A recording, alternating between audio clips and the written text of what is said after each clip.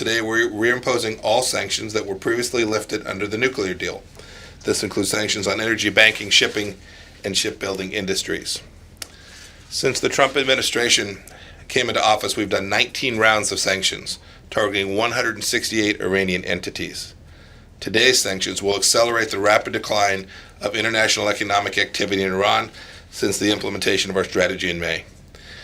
Since that time, since back in May, over 100 companies have withdrawn from Iran or canceled plans to do business there.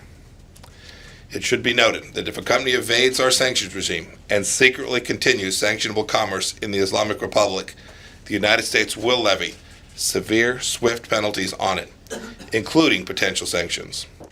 I promise you that doing business with Iran in defiance of our sanctions will ultimately be a much more painful business decision than pulling out of Iran and it being connected to Iran entirely. More than 20 importing nations have zeroed out their imports of crude oil already, taking more than 1 million barrels of crude per day off the market. The regime to date, since May, has lost over $2.5 billion in oil revenue. We have decided to issue temporary allotments to a handful of countries, responsive both to the specific circumstances and to ensure a well-supplied oil market. The U.S. will be granting these exemptions to China, India, Italy, Greece, Japan, South Korea, Taiwan, and Turkey.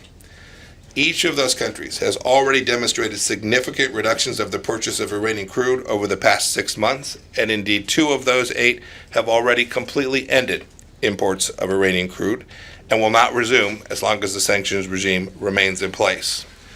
Rest assured, Iran will never come close to getting a nuclear weapon on President Trump's watch.